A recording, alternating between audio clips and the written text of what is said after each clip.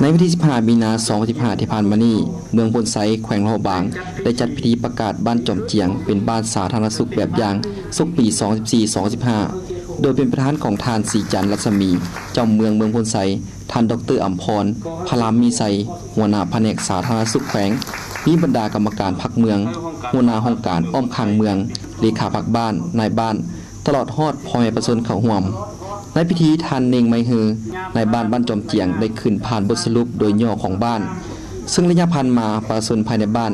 เคยมีพยาธิระบาดต่างๆเกิดขึ้นเช่นพยาธิท้องบิดพยาธิไข้ยุงและพยาธิอื่นๆเฮ็ดให้ชีวิตการเป็นอยู่ของพ่อแม่ประชาชนมีความทุกข์ยากขาดเขินบ่กุ้มกินประชาชนภายในบ้านมีครอบครัวที่ทุกข์ยากกว่าเปอร์เซ็นต์สูงฉะนั้นมาฮอดต้นปี2014เป็นต้นมาบ้านได้จัดตั้งปฏิบัติในการสร้างบ้านสาธารณสุขซึ่งเฮ็ดให้สุขภาพและสภาพเศรษฐกิจครอบครัวของพ่อแม่ประชาชนมีการเปลี่ยนแปลงและดีขึ้นปีเก่าๆซึ่งมันได้แสดงออกบ่มีพยาธิระบาดต่างๆเกิดขึ้นประชาชนทุกครอบครัวมีสุขภาพแข็งแรงโดยเฉพาะแม่นหญิงและเด็กน้อยที่ฮอดเกณฑ์อายุถือพาได้ไปฝากท้องและเกิดลูกอยู่ห้องหมอหรือสุขศาลา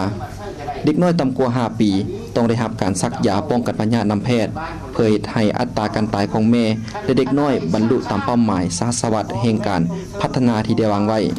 จากนั้นก็ได้มอบใบยั่งยืนครอบครัวสาธารณสุข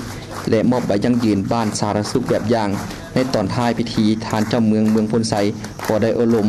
ท่านได้แสดงถึงความย่องยอสมเสยต่อการชี้นำพาของแผนกสาธารณแขวงการนำของห้องการสาธารณสุขเมือง